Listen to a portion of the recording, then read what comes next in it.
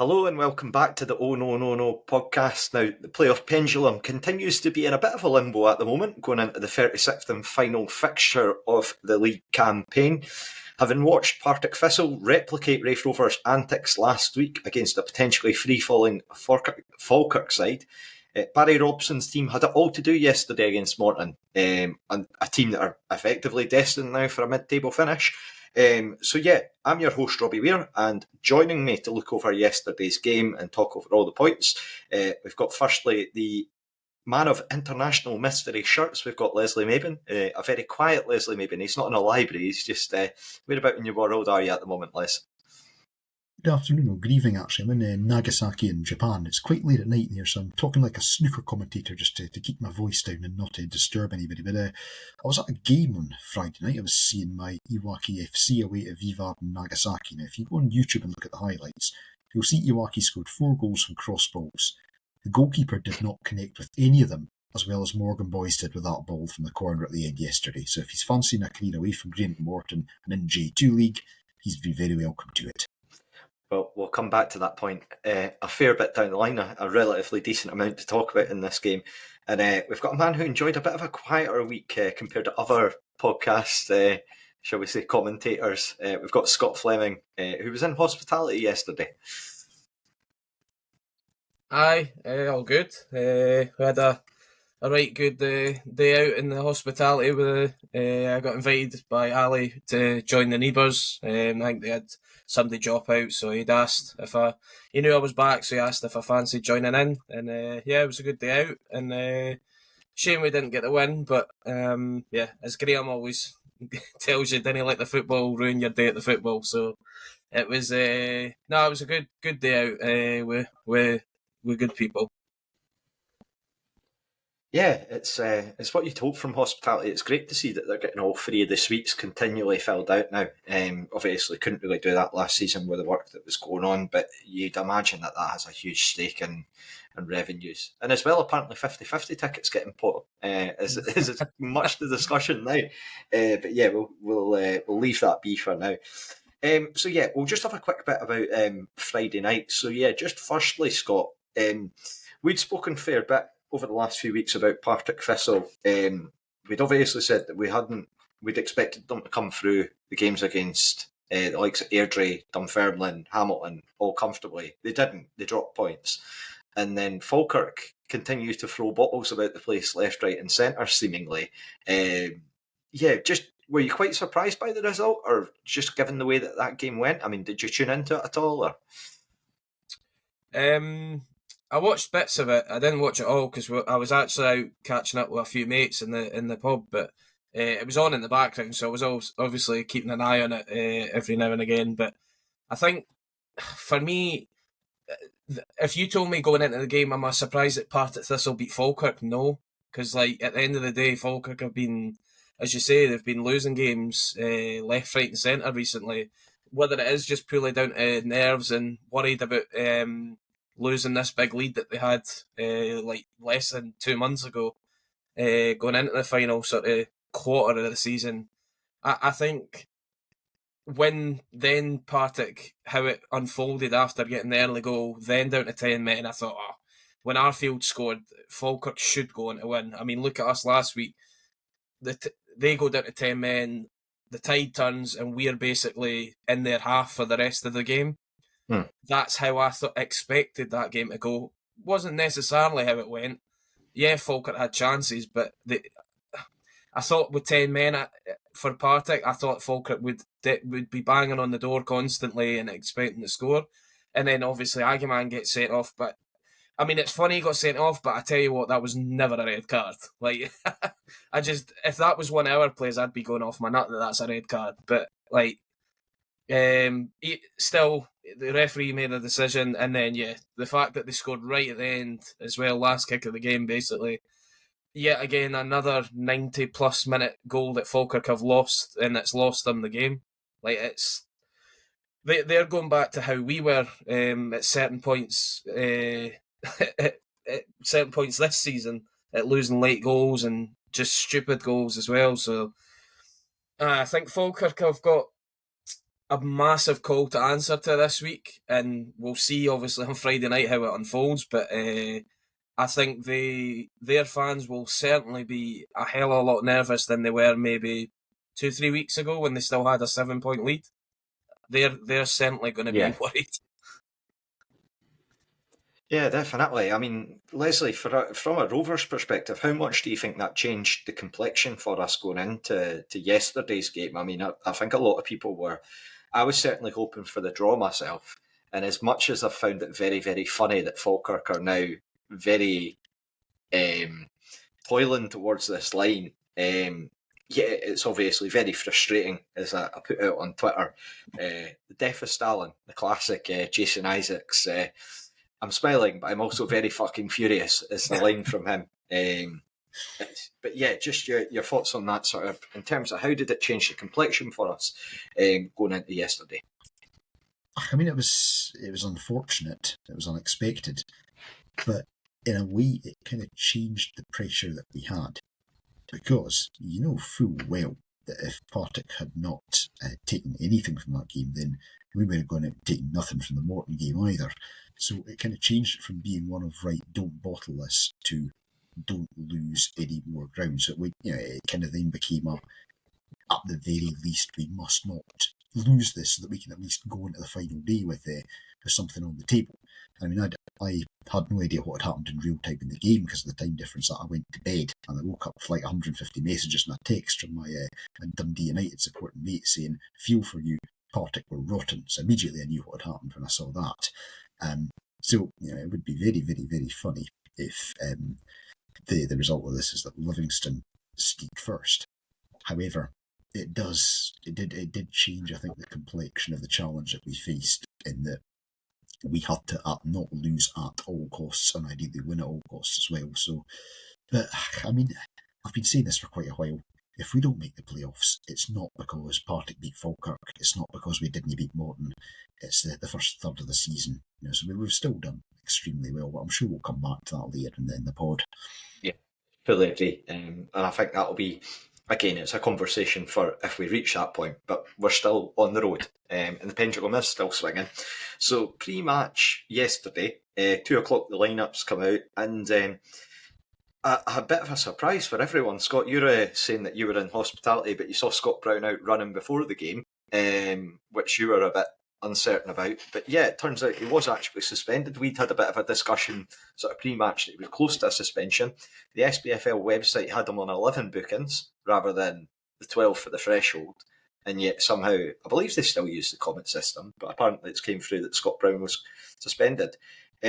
Just your thoughts on that? Yeah, in terms of Bruni missing out, I mean, it's always a big miss for us in the middle of the park. I mean, I would say he's arguably the heartbeat of our team these days. The fact that he sets the tone in the middle of the park, he's the captain when he plays as well, and he just leads by example. I don't think he is, like, I mean, I've only spoke to him once or twice, like just in passing at the ground or whatever, and like he seems a very softly spoken, down to earth guy, and I can't see him being a shouter and a bowler sort of captain. I think he's just somebody, as I say, it leads by example, and then just knows that he's got other guys in the team that could be captains. Like you've got Matthews, Hanlon, Stevenson. We've got plenty of guys there that have loads of experience at this level and could be. But in terms of him, missing yesterday, it was good to see Sean Byrne back in the lineup, because I mean, at the end of the day, he's been unlucky with his injury, and then he's had to bide his time to get back in the team, and that's obviously unfortunate. He got in because of Bruni missing, but it was good to see him back.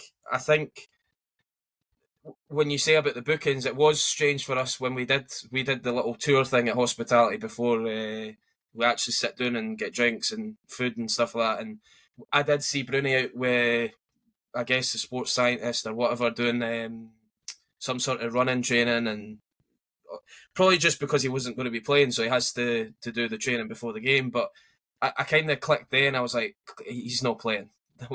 If he's doing all this, he was out for about 45 minutes to an hour running. I was like, he's certainly not playing. But then Graham came in just before the lineups got announced to say that Bruni was suspended and will miss next Friday as well. So Yeah, it's frustrating for him and for us, but I just hope that the boys can now, obviously, we'll go into it, but win next Friday so that he's not finished for the season, because it'll be annoying for him to watch the last two games in the stand and not be able to affect anything on the pitch. But yeah, Sean Byrne, a very able replacement, and I don't think he had a terrible game yesterday. I don't think he also had his best, but they're also different players, and we've said it before that they actually complement each other, Byrne and Brown, because they're two different types of players. But yeah, I don't know if Matthews and Byrne is quite as good as a Brown and Byrne partnership, in my opinion. But it's also not the reason that we didn't win the game yesterday. 100%. And Leslie, do you think that Barry Robson was right to really? I know that when we're discussing lineups, he tends to obviously do the same thing. It's quite predictable to do in terms of a podcast for talking points. But do you think he was right to stick to a similar sort of making only the one change, given it was going to be a different type of game to last week? That Rovers, you would expect a far more end-to-end game against Morton than sort of maybe what we saw last week in the match. I think it does make sense. I mean, the concern I had before the game was that every time we've played Morton this season, they have ripped through the middle, and then you have Camille Blues playing like prime Dino Baggio and Michael Garrity charging in like prime Enrico Chiesa and shooting shots off from everywhere. So I was very concerned actually that we might just lose a bit of that with Sean Byrne. So the only thing you could maybe have done differently is move Jordan Docherty into the base, and that would just give you a bit more steel. But that then means you're having to bring Ewan Murray back into the fold potentially. So I think on balance it's probably sensible just to say let's limit the amount of disruption. And the logical change there is Sean Byrne, who, like Scott says, he's a different player, but he still brings you a lot of quality. You know, so it is difficult because, and again, it's something we might come back to later. When you've got a few players out, we've got a system, it works, it's very effective. That's why we're unbeaten in 9. It's bloody effective. But there are a limited number of levers you can pull when you get a couple of injuries or suspensions in key positions. And I think that's what we saw yesterday. But no, I think on balance, it was probably the right decision to go with that starting lineup. Yeah, I mean, the game itself, the first half starts and Rovers do make a positive initial sort of first periods. Lewis Stevenson has a shot that's tipped over by Sam Murdoch. Do you think that sort of set the course for Sam Murdoch's game there, Scott? Just given, again, young goalie, he didn't really get put under much pressure apparently against Airdrie last week, but when these clubs seem to fling in 17-year-olds, it always seems to go in their favour. So do you think we shouldn't really be surprised by that?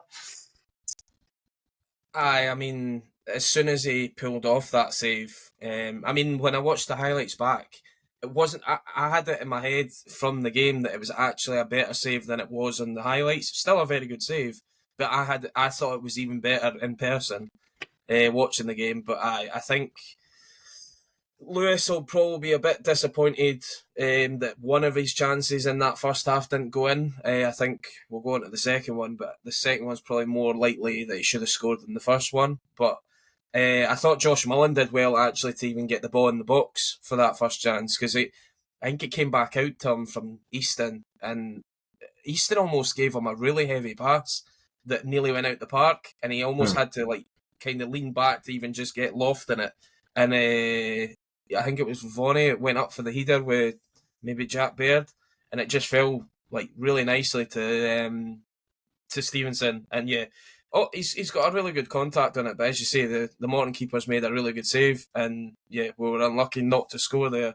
I think I turned to Ali, my mate who's on here a couple of times, and we both just went, didn't he say this guy's going to turn it into hay like a Callum Ferry performance there? Because like, this is just not what we need for when Morton have got nothing to be playing for, that this guy just comes out and beats like the best keeper that we've faced this season or something, because this is just not what we need. But other than the two saves in the first half, I don't think he really was that overly busy in the game.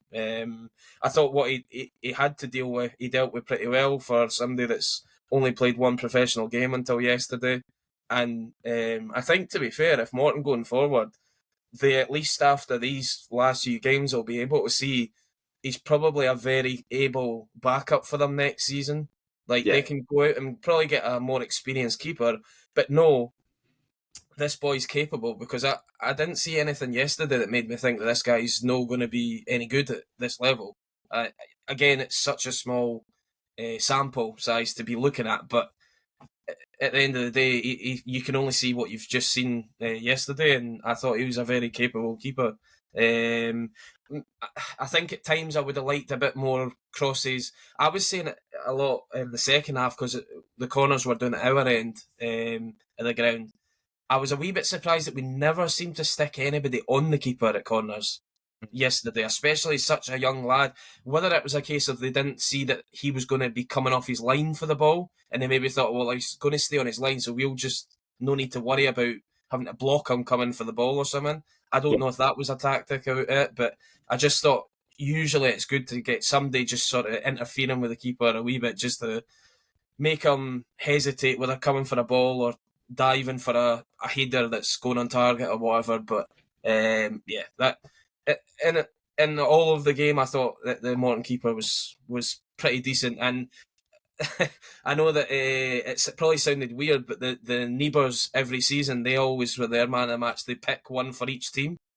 And so they ended up just going to the director's box in Morton saying, look, who do you guys think should be the man of the match? Because we're not really focusing on Morton. But and they picked Sam Murdoch in goals. So I think he was, to be honest, other than that, there wasn't really anybody that was a standout, I thought, for them. So I think it was fair enough that he got it.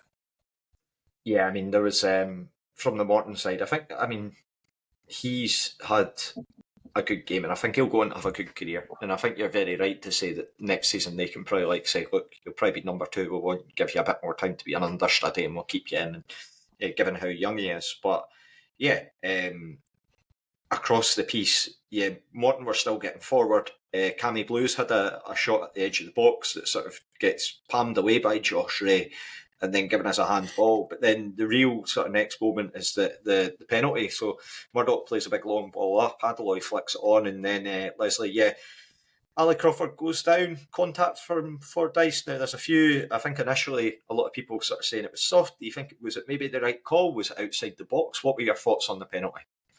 From what I saw, I was watching on Raith TV, and from what I saw, it looked like Crawford had run into the back of Fordyce.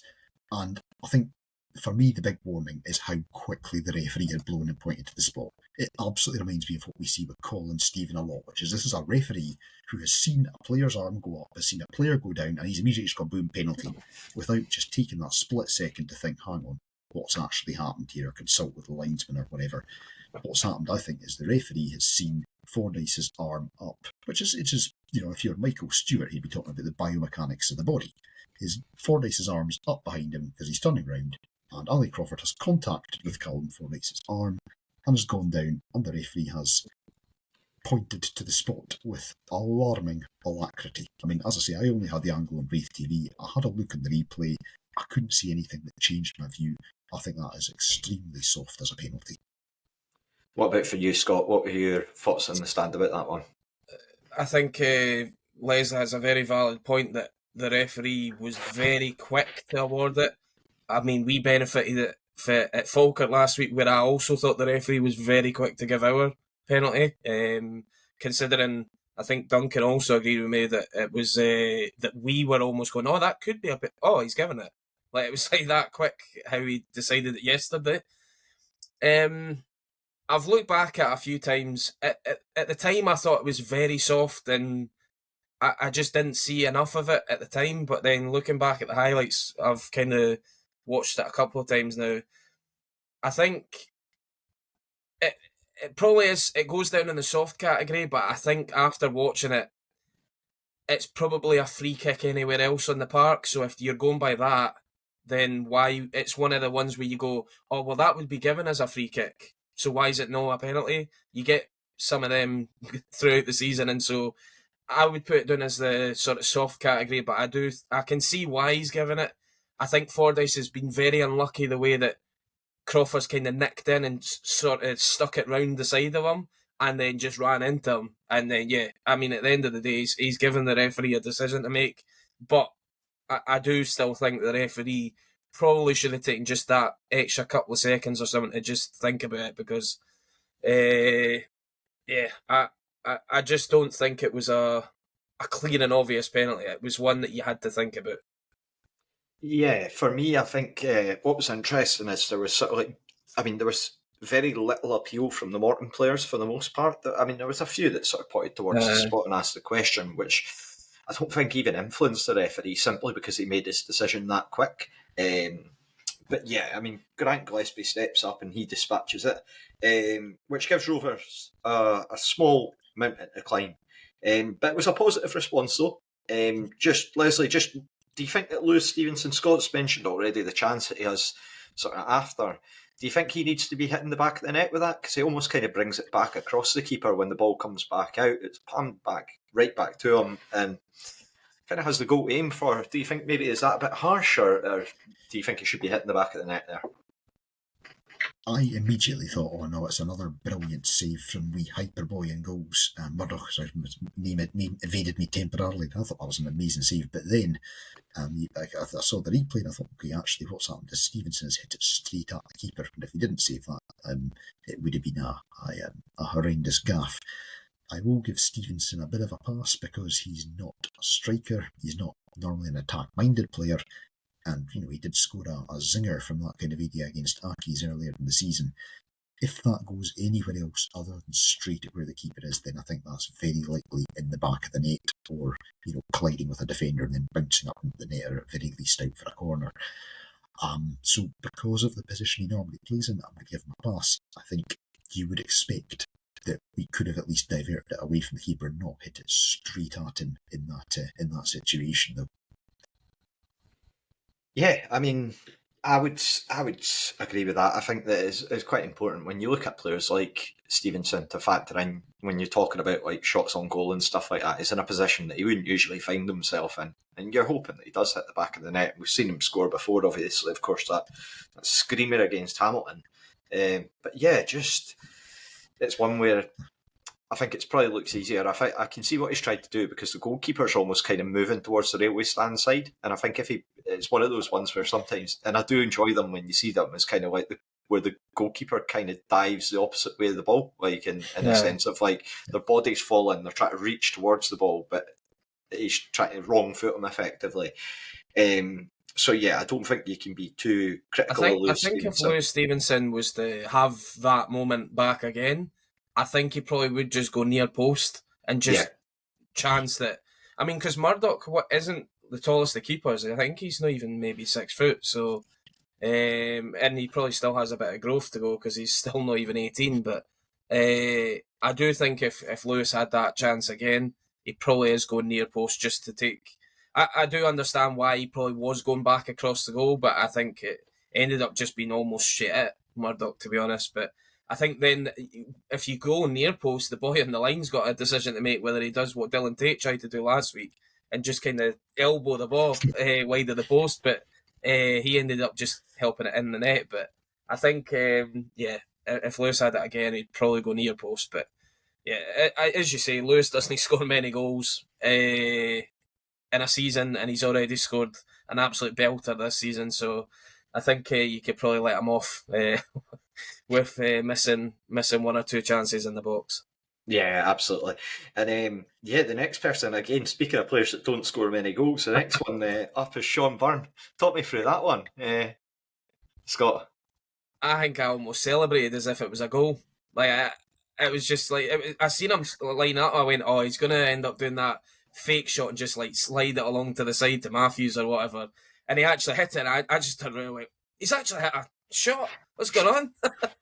But no, it was actually really unlucky. It took such a big deflection that it ended up going wide of the post because the keeper was scrambling across, thinking it could have been going in the bottom corner. But fair enough, because we've been asking Byrne so many times if he's been at the edge of the box where he kind of stops and just looks around for somebody else. Like, it's almost like, well, I didn't shoot, so I need to get somebody else. But I think Easton said it before when he's been interviewed and stuff, saying like, oh, Sean knows that he's in the team to help in terms of getting the ball to the more attacking players. But at the end of the day, if you've got a shot at goal, nobody's going to be angry with you for missing a shot. Everybody misses shots. I would just like him to take more chances going forward. But he was very unlucky, as I say, that it just took a big deflection to go wide of the post. Yeah, it still helped us in terms of getting a goal, because Leslie, straight after that, hit the corner. Jamie Gullen fires in a ball. Ross Matthews, just talk a bit about his role in terms of the wee flick on, and then of course you've got Josh Mullen putting the ball in the back of the net. So yeah, good for him to silence a few of the critics, I would say. Absolutely. I mean, it's been having about 3.5 seasons where we've not looked remotely dangerous from corners or set pieces. We've brought Jamie Gullen back in, and as I say, intuitively, I really don't like putting your centre forward on corners and taking your target man out of the box, but he's so good at delivering them. He must be on about 4 or 5 assists for the season now, if not more. And it comes a beautiful delivery again. He's actually, he's delivering things that actually do cause problems, and it's been a very long time since we've done that. We've had all kinds of chancers and shite bags like Dario Zanata trying to deliver things over the last number of years. To actually have somebody that can regularly and consistently deliver something is glorious. But yeah, Ross Matthews deserves a lot of credit too. As I say, getting that glorious little flick on, and then Josh Mullen just fires it in. And I think just to echo that, there have been a few times this season where somebody, I don't, at away games I shift about, and there always seems to be somebody a few rows behind me who doesn't like Josh Mullen. I don't know who it is. Somebody that keeps calling for Mullen to be taken off or Mullen to be moved or whatever. Just for him to get a couple of goals as he has in the last few weeks absolutely vindicates his selection. And I do think it's worth remembering as well. He's effectively playing out of position. He's effectively played half the season as a right wing back, doing something that's not really what you would expect or want him to do, and he's coped admirably. Now, I hope that we don't end up doing that next season, but he's done a terrific job, and he's really kind of come on to a game in the last few weeks. I think the first time I noticed it was probably back the cup game against Celtic. He was absolutely superb. Even though we didn't have the ball an awful lot, he was superb when we did have it. And he's just kind of growing in then. Barry Robson really seems to have got a tune out of him. He just took that so well. Now, maybe it's just me. I'm not convinced he would have taken that so well or been in the position to take it so well 6 months ago. But it's fallen to him. Brilliant flick on from Matthews. Boom, straight in the back. I mean, it happened so quickly that we goes to Gordon Banks and the goals didn't even move. He was still rooted to the spot. He had no idea what was going on. And then by the time the Morton players knew what happened, the ball was in the back of the net, and Alan had the tunes banging out, and we were on the way back to the centre circle with the ball. So yeah, great work from all involved. Yeah, and Scott, what did you make of the goal as well, particularly even after the goal, just grabbing the ball, getting it back up the pitch, just real desire to get the game back going? I think we all knew that going into the game after that result on Friday night with Partick winning, it gave us even more reason to need to win the game yesterday. I know that, I was speaking to my dad about it as well yesterday before the game. He was like it's no the worst thing if you got a point today, because at the end of the day you're still involved in it going into the final day, but it then makes it's not in our hands sort of thing. Whereas, so I can see why the boys were just like, no, let's, especially the week before as well, we get the equaliser, and it's like, no, we're coming to win the game now. Obviously didn't transpire that way, but I think I was a wee bit surprised actually with Morton's marking for it. I get that Josh Mullen isn't like somebody that leaps up like a salmon for a header normally, but I think it's more the fact that he just was stood in the 6-yard box and there was nobody on him. Because at the start it looks like it's Gillespie that's on him at the back post, and then Gillespie only shuffles like a step to the left, and Mullen only seems to shuffle maybe a little bit to the right. And then it just seems to be that he's just stood there all alone, and luckily he's stuck his foot out and it's directed it into the goal. But it was just bizarre that I think Morton are leaving somebody just wide open in the 6-yard box, considering I can imagine Dougie Emery, it's not a goal that he would have enjoyed conceding, because he's a very animated character. I enjoyed watching him for the main stand, because it was usually when I'm sat in the south stand, you're not really seeing the manager as much or focusing on it. Main stand, you're kind of, any action that's down that north stand end, you're looking over the benches almost, so you're seeing the managers every time that you're looking at that side of the park, and you're just seeing them going mental constantly. and it could be just for a throw-in, and he's going absolutely ballistic at someone.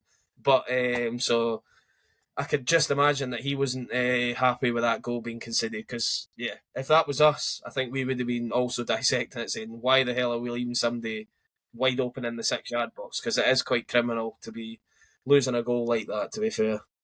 Yeah, I mean, you're talking about like coming back straight after the Falkirk game, where we've gone right back up the pitch and tried to score again. And to be honest, Jamie Gullen, he flashed a shot just wide of the post as sort of like one of the final bits in terms of the first half. That will take us up to half time now. So what we'll do, we will take a bit of a break. A word from Andy's Man's Club. We're not yet to reach our Leslie Mabin ASMR sponsorship yet from the calming words about Raith Rovers, but soon enough. But yeah, here's a word from on behalf of Andy's Man's Club. Blair. Yes, mate. You're a man, Yes. and you have thoughts and feelings and emotions. Yes. Are you good at talking about all that stuff? Well, I try my best, but I don't know. Probably not as much as I should. I'm the same. I feel better after getting stuff like that off my chest, but I don't do it anywhere near often enough. Have you heard about Andy's Man Club? They're brilliant. They create a safe space for men to sit down and talk about the important stuff. And they do it right across the country as well. Yeah, exactly. They've got more than 200 meetings across the UK, and it's every Monday night at 7 o'clock, including one at Starks Park. And if anyone wants more information on it, they can go to andysmanclub.co.uk or search for Andy's Man Club on Facebook. It's okay to talk, and now we're going to get back to talking about the Rovers. Okay, welcome back to the Oh No No No podcast. Now, second half began, real end-to-end battle there, Leslie. Morton starting the side, sort of, you alluded to it a bit before, obviously, in the sort of 3 games that we played previously. They've found a lot of success between the lines in terms of midfield, being able to play through the middle. Do you think you were really starting to see that in terms of Rovers coming up against that? The game reminded me, and this is maybe getting ahead of ourselves a wee bit here, it was one of those games, we've had a few this season, where it reminded me of that game that we lost 1-0 to Airdrie at Broomfield, which was both sides being fairly even, probably for most of the first half and into the second half, then them making subs that make them stronger, and us just kind of losing our way a bit. And it's sure enough, when Ian Wilson got brought on, and that was a big difference. Owen Moffat as well, who's got a bit of pace about him too, but also Wilson's quality in the middle. When those two came on, Morton just kind of went up through the gears. It was my least favourite player on the planet, Cammy Blue, so I think they probably came closest first and hitting the bar at one point. But we had a whole flurry of chances. Without actually looking super dangerous. And then it reached a point where I was just thinking, hang on, the pendulum swinging, the phrase Davy Hancock always uses on Raith TV is in the ascendancy. And Morton were very much definitely in the ascendancy at one point. They're competing with a motorcycle outside for the local branch of the Nagasaki Hells Angels who are trying to drown me out here. So, yeah, I just I started to get this sinking feeling from about the 60th minute onwards that we were kind of running out of steam, running out of energy. And as I say, that's not criticism of the manager or the players. We do just have very few levers to pull. Morton made a couple of good subs. You could really see them starting to come into it. And you were starting to think a goal's going to be coming. And if it's coming, it's going to be for Morton. Yeah, Scott, I mean, what did you make of the second half? Rovers were starting to get a bit forward, but really limited in terms of the clear-cut chances. I felt in particular Paul Hanlon seemed to be getting up the pitch quite a lot compared to maybe what we usually see. So yeah, just your thoughts on that, and as well, just talk us up to sort of the Morton subs. Michael Moffat came on for Michael Garrity and Ian Wilson came on for Nathan Shaw. Do you think those sort of like almost tipped the sort of game in terms of what Morton were doing? And again, it wasn't that one team was really particularly dominant, but just offering them a bit more flavour in terms of their midfield. One thing I was a wee bit surprised actually when I seen the highlights package come out for Raith TV was seeing that it was almost 13 minutes long and that the second half was over 6 minutes long, because from what I remember the watching the game in the second half, I didn't think that there was loads of chances in the game, and I thought it was actually it felt like a very end of season game at what points. I was like, it feels like two teams that aren't playing for anything here at certain points. So that's why I was surprised there was so many sort of minutes of highlights. But fair play for the lads for getting that much out of it. In terms of the second half, and like in general, I think we probably huffed and puffed like the majority of the half. I don't see Morton were quite dangerous on the break. I thought in terms of any time that we stuck a cross in the box, they seemed to header it and it always landed to a Morton player outside the box, and then it was like bang, they were on the break, 3-on-2, 4-on-3, whatever it was. And yeah, we got a bit lucky with the boy hitting the bar. I think the two offsides looked offside from the highlights as well. At the time, you can't tell from our end of the ground if they are or not. But I think the second one actually helped that Stevenson fell over, and then he ended up being offside because he fell over. But yeah, I think they were definitely dangerous on the break, and they did stick the ball in the back of the net, and thankfully for us, the flag went up. But in terms of just us going forward, yeah, I think that for some reason it just wasn't clicking in the final third yesterday. I mean, Mullen and Doherty were both kind of driving forward quite a lot, and as you say, Hanlon down the other side, getting forward, getting crosses into the box. My only issue with us putting so many crosses into the box, a lot of them, I wanted them to be either fired in hard and low, or you need to keep somebody like Gullen on the park if you want to stick all these balls in the box. Or you say to Dicey or Hanlon, well, look at what happened last week, we'll stick you up into the box, because I just think you're asking far too much out of somebody like Aidan Connolly or Dylan Easton or whoever to go and be challenging the two big centre-halves of Morton for headers, because I know that Connolly famously got 2 headers at Capello last season, which was quite just laughable, really. But I just think you're never going to win that battle. And I just thought it was a little bit strange, the subs yesterday. I've actually, as I say, I've backed Barry Robson and think that he's a very astute manager, and I think that he does a good job with what he's been handed so far, because at the end of the day, it's still not his squad, technically. But I didn't really agree with taking Vaughan and Gullen off. I did say at one point I thought Vaughan was starting to look a bit tired, but at the same time, you just know that Vaughan can give you something out of nothing, and just like Dylan Easton can as well. And that's probably why Dylan Easton stayed on the park for the game, because he knows that he could create something out of absolutely nothing, like he did near the end of the game. But yeah, I just didn't agree with the way that we were lumping the ball up the park so quickly. It was after the hour mark, I think, and we were already resorting to it.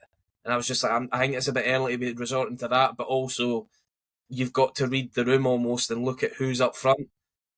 Jack Baird just isn't going to lose a header to Aidan Connolly unless he slips or falls over or something. But yeah, I just, as I say, I didn't really think that was the right approach yesterday, because I think that's how Morton would like you to play against them, to be honest. Yeah, I felt the performance yesterday was one where there just felt like there was a lot of players that were on slightly different wavelengths. Now, you would often see sort of like maybe passes getting put out of the park, just maybe the wrong decision at the wrong point as we were kind of entering the final third, one of those games. And those ones are particularly frustrating because it's one where the harder you try and correct it, the more likely it is to go wrong. There was one in particular, I think Dylan Easton danced into the box and Lewis Vaughan ran one way and the ball just goes the other.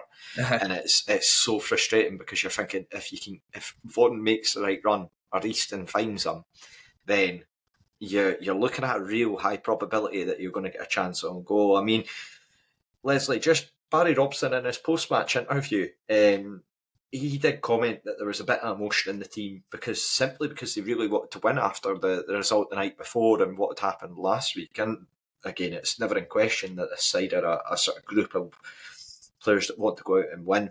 They're over the course of the season, they've more than proven that, particularly with their unbeaten run. But yeah, do you think that was the case maybe where it was almost a bit of an overcorrection? I know that we sort of spoke about in the pre-match podcast, but almost we're focused too much in terms of the win, in terms of trying to get over the line or try to do a bit too much, taking the ball, holding it for a bit too long, or just being a bit rash with the ball. It's a fair summation. So I think it was Ali had said in our group chat, until the first Morton goal, we didn't really look like we had any kind of urgency about us. We didn't look like a team that needed to win, which I think I would wholeheartedly agree with.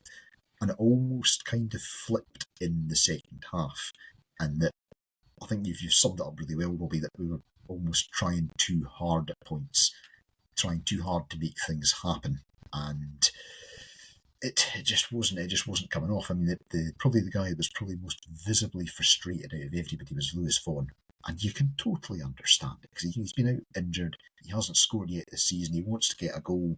You know, he wants to kind of presumably keep up that record of scoring every season that he's existed as a Raith Rovers player. So you can absolutely understand the frustration. But there was a point I was watching highlights in the second half, and it's one point where I think Easton takes a shot or something. You see Vaughan just leaping and almost thumping the Astro out of frustration. It's like what we used to see when somebody who wasn't Cristiano Ronaldo scored for Real Madrid. But again, it's totally understandable, and it's what makes him such a great player for us. It's when the ball goes in and when we're behind, he's the first one to get the ball out of the net and be back at the centre circle with it. It's absolutely it's a strength as well. But you could just see. I think I was thinking exactly the same thing as Scott actually as a lot of that second half was going through. You're just kind of thinking, what's the plan here? Particularly after Vaughan and Gullen went off, it's just balls being set up, and now there probably must be a good 3-4 seasons of Jack Baird and also Aaron Muirhead at various points just smashing headers away from balls that the Rovers have put into the box for various teams down the years. I've seen that I'm absolutely sick of. You just kind of felt there was no kind of clear plan. There was a real strong desire to win and get the goal and get the 3 points, but that sort of overrode any coherent or joined up sense of how we were actually going to achieve that. Yeah, I felt like Morton, in terms of their gameplay, they sat so deep that there was no space between the lines really for ourselves. So you can understand if like the squad are maybe potentially going long. And again, that's a credit to Morton in terms of the way that they've played, because they were so quick in terms of their counter attacks and their counter press even. And just if they lost the ball in their own half, they were straight on us. Like, just felt like we were coming up against a wall. I do feel like with the substitutes, I mean, look, we've spoken a lot about the players that have came on and the impact that they've had, and they worked really well for us last week and over the course of the last like maybe 3 or 4 months in general. I think your players like Aidan Connolly, you bring him on because he's had such a big impact. Scots, you've obviously spoken a lot about that. Just yesterday was one of the days where it just didn't really come off, and again, that's largely because we weren't playing to their strengths. But that's partly down to how the game played out. Just to come back to you, Scott, you spoke about the second of the offsides, but to go back to the first of the offside, again, Morton grating in the press about this, that the refereeing decisions going against them. They had Dougie Emery crying about that with a game against Livingston recently, where apparently it was an offside goal that was ruled out. They obviously had 2 yesterday, and the one for Jordan Davies. So do you think that was actually good on Rovers' part, because he held a good line there, I'd say, just being able to sort of focus, and he makes his run and they've just nipped out a wee bit. Do you think that was sort of positive, because just managing to make it quite a clear offside in the end? I think we did hold a very good line, and it was still quite a high line as well at that point as well. But and as I say, like, I also think the second one we got a bit lucky that Stevenson fell, because I think if he doesn't fall, they were looking like, I think it was a 3-on-1 or a 3-on-2 at one point, that they were probably going to score if he hadn't fallen. But I don't know. Well, I do know, because he just likes to moan about something. But I think Dougie Emery would argue with a tree if it was in the way or something. Like, it's that sort of thing when something doesn't go his way, then he just believes that he's in the right and the person's in the wrong. I just don't think you can argue once you've seen it back that it's offside that you've seen, and you're still going, "What? It wasn't it?" But these guys have got the screens on the benches and the iPads that they can go and look back at it as well. So I think he's just arguing for argument's sake. But that went our way, and thankfully it did. But because on another day, a linesman maybe doesn't see it that way, and the goal happens, and then you're going, right, well, we need another goal just to even get the point that we ended up getting yesterday. But going with, as we've just talked about, how that second half was kind of unfolding, you were starting to think, are we going to get a goal? Because, like, we'll go on to talk about the last sort of couple of chances and penalty shout, but, like, one of them has to be taken then at that stage if you do go 2-1 down. So luckily for us, it stayed 1-1, and the defence held their line well.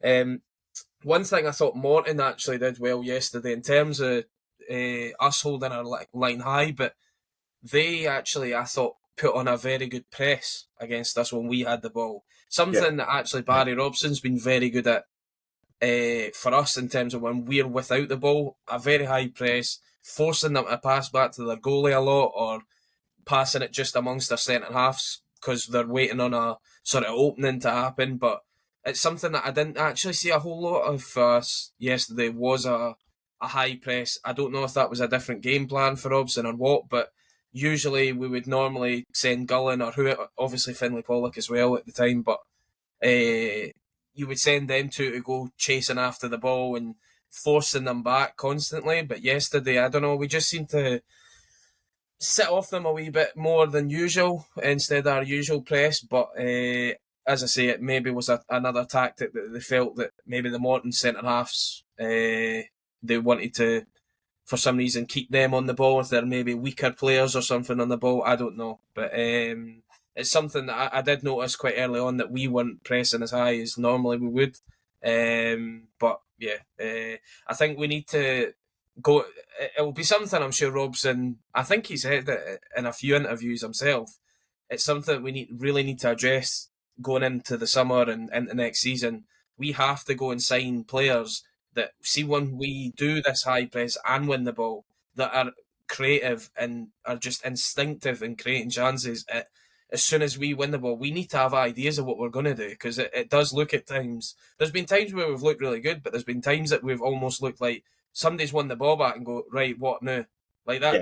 That's what it's felt like at times. And yesterday, I thought that when we did win the ball back, there was times where it was like, all right, well, we'll just put it up top because it's 1-1 and it's 20 minutes to go and we need a win. And then, as I say, like, Jack Baird was just heading it away every single time. So hopefully it's something we do address in the summer. But in terms of yesterday, it just, as you say, we weren't really creating anything that was going to look like a goal. Yeah, I yesterday in particular was kind of like, it really depended on who Morton had on the pitch. I felt that they were quite comfortable in terms of handling any sort of press that we did put in their way, and managed to marshal the ball about quite nicely, to the point that we did sit off a bit.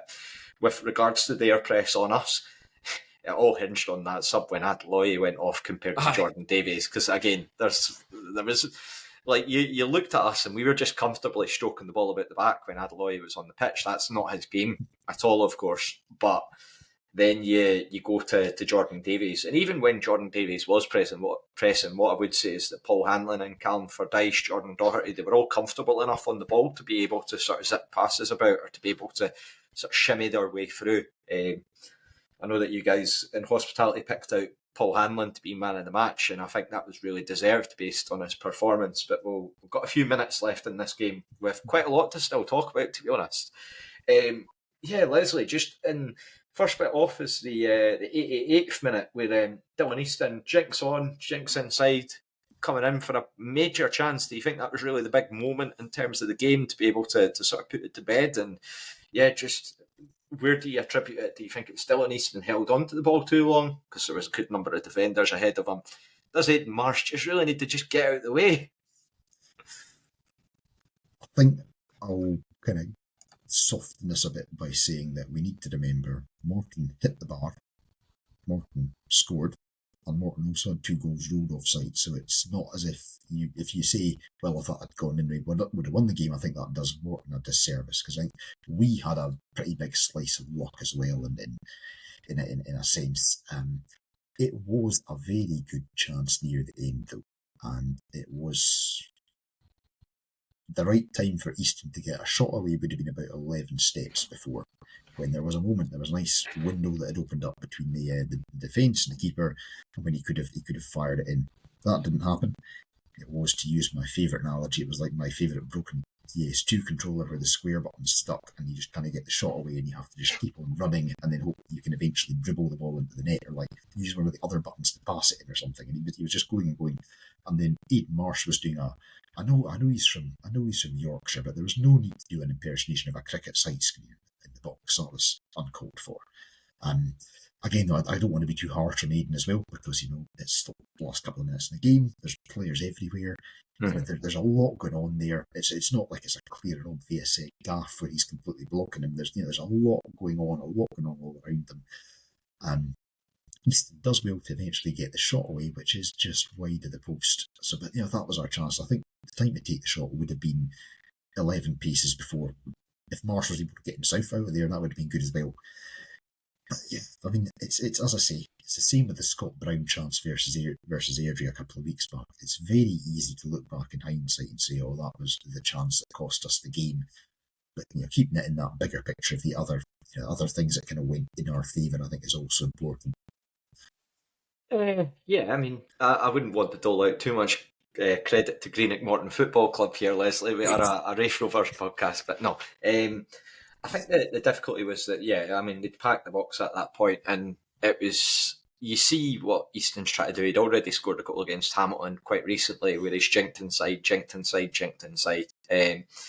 I think with Marsh, I think Marsh is probably expecting him to shoot sooner, and I think that he thinks he almost loses control of it, and it's just a split-second thing. I don't think really anyone's to, as such, point a finger of blame and say, like, "Oh, that was terrible, you shocking, can't do that again."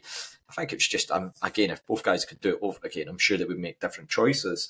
But yeah, I feel like just watching it from the South Stand, there was a bit of a feeling at that point that the game was just creeping away from us. Obviously, again, Morton, they did have chances, I'm not going to deny that, but at the same point, like, that was probably just into the final 5 minutes.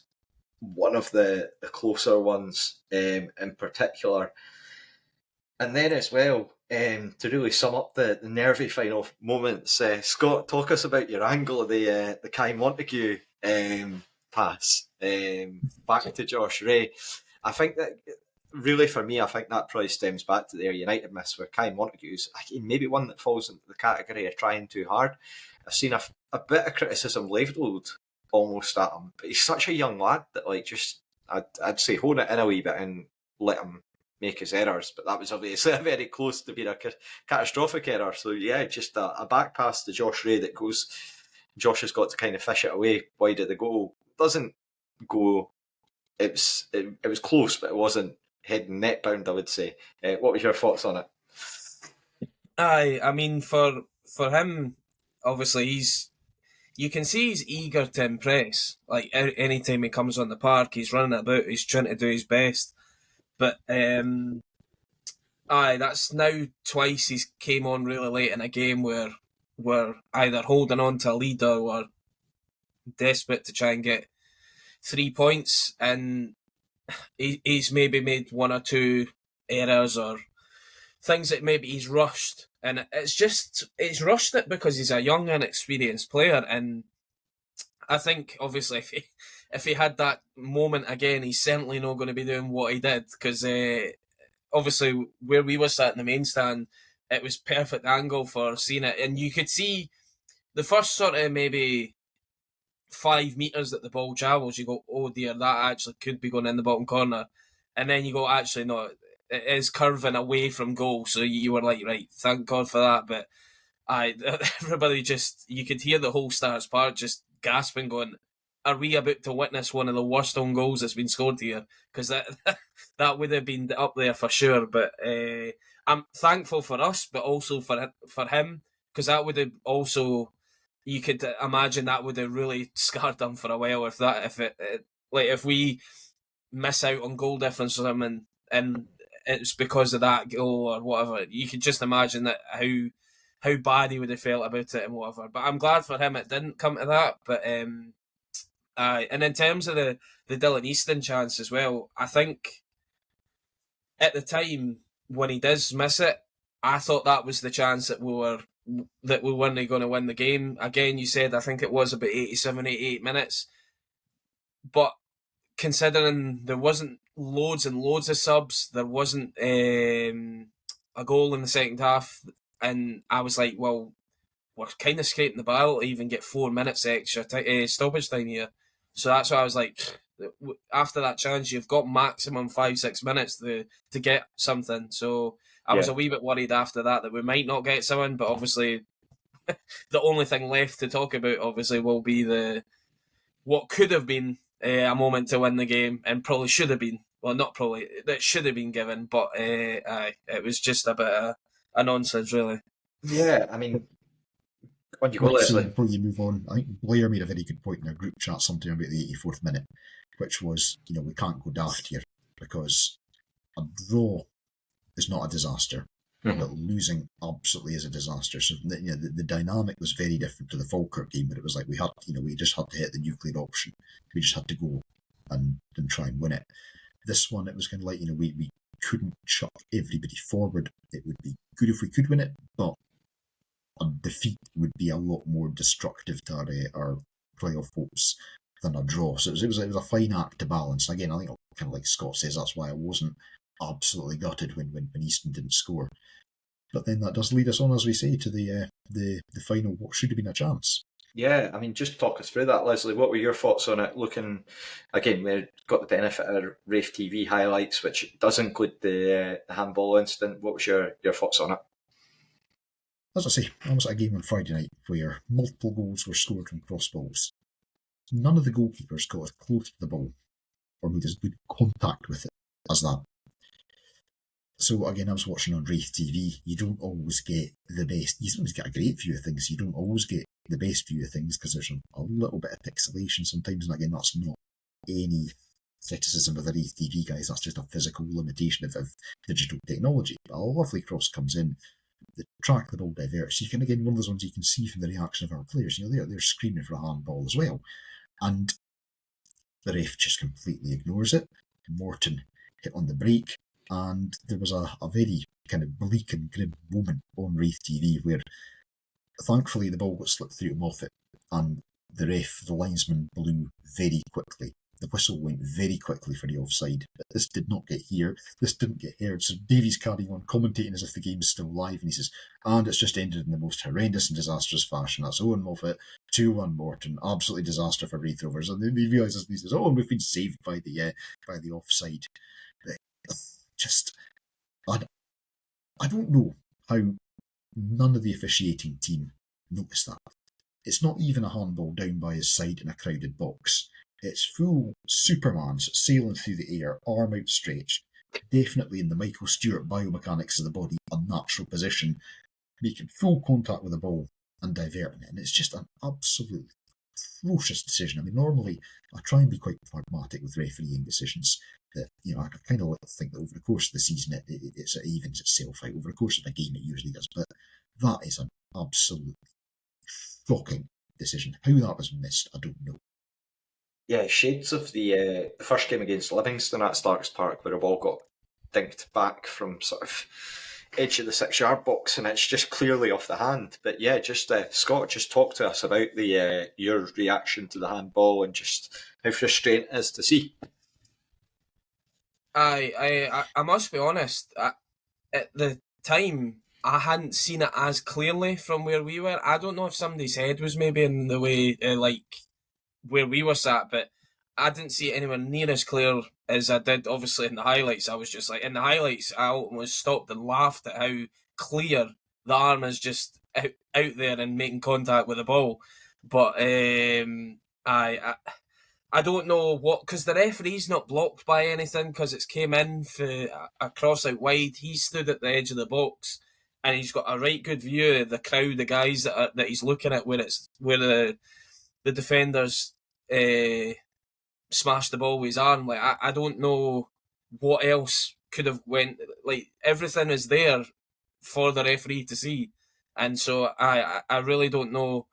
Like it's not like he was jumping up with another Rovers player and he maybe thought, oh, maybe it's hit the Rovers player's arm. Like he's literally the only guy that's jumped up for it and has just smashed it away with his arm. So I really don't know what the referee could have seen or not have seen, because like it is just remarkable that he didn't see it, and it's probably out there as one of the most sort of clear and obvious handballs that we've had this season. I would say that should have been a penalty for sure.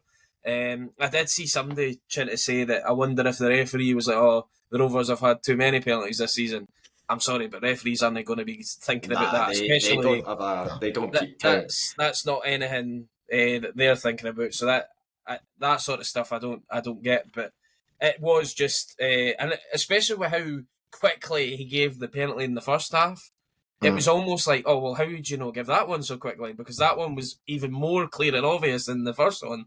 But I think we were extremely unlucky to not get that. But I also get what Leslie was at earlier in saying, like, we did have our own sort of slice of luck with the fact that they hit the bar. They had 2 goals correctly ruled out, but still it went in our favour.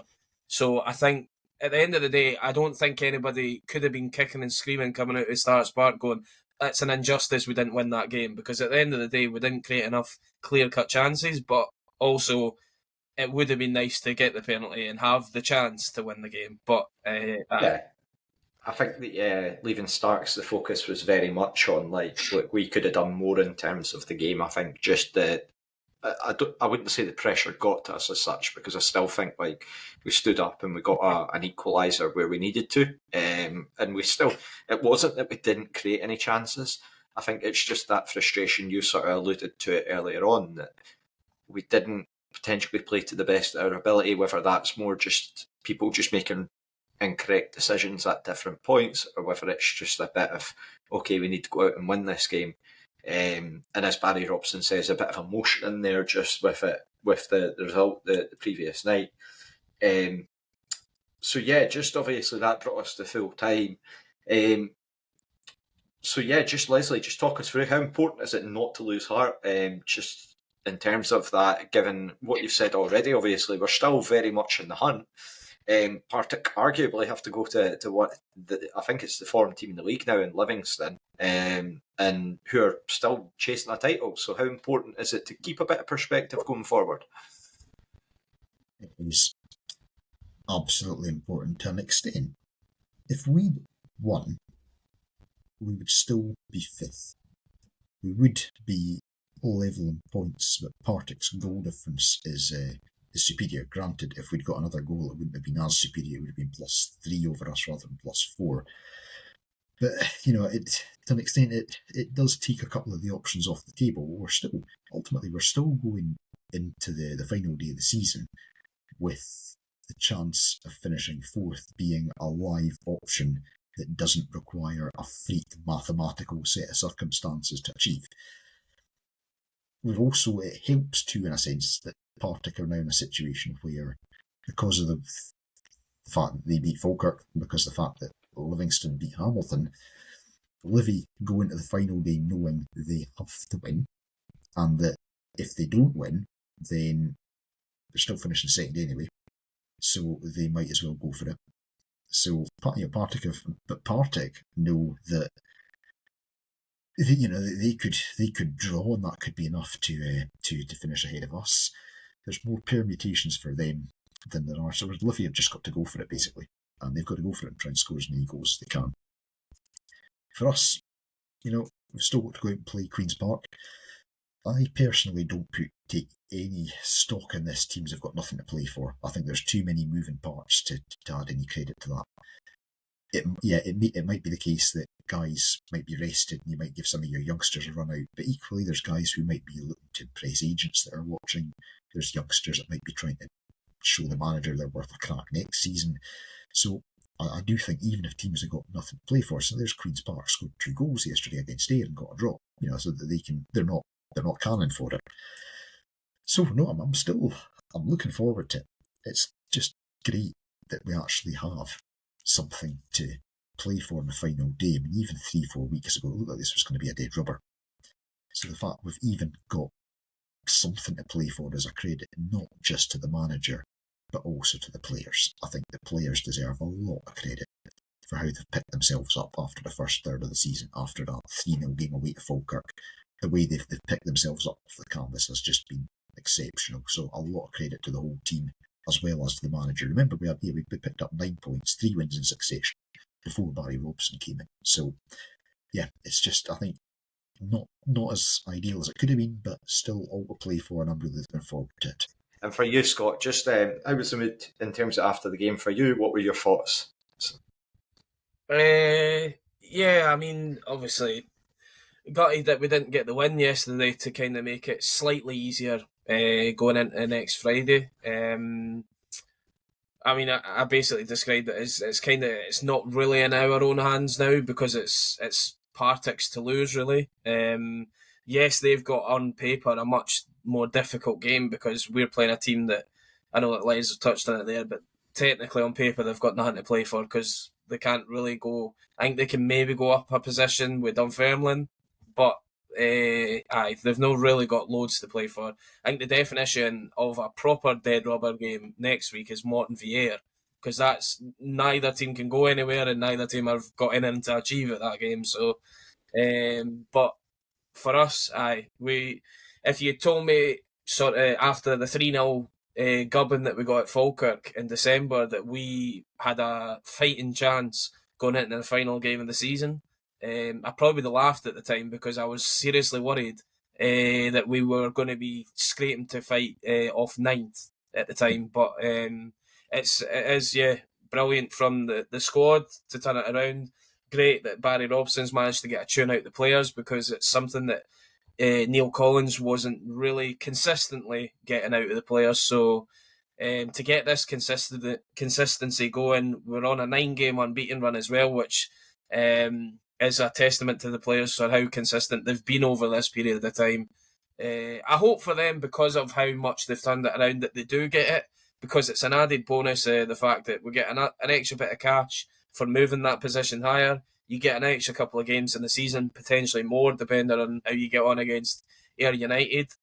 But you would be going into the playoffs arguably very confident of beating third because of the fact that you've gone in. Well, it would mean that we've gone in 10 games unbeaten because we have to win on Friday, and it would mean that Ayr have gone in horrific form going into the playoffs. So you would almost be thinking like we're the ones that are here on merit compared to how. But at the end of the day, the league's played over 36 games, no over 10 games. So yeah, 100%. No, I do think that the fan base just have to go there on Friday and just enjoy it for what it was, and just hope that the lads can. It would be brilliant if we went out there 2-0 up in 20 minutes and we can really shut our stuff, sort of thing.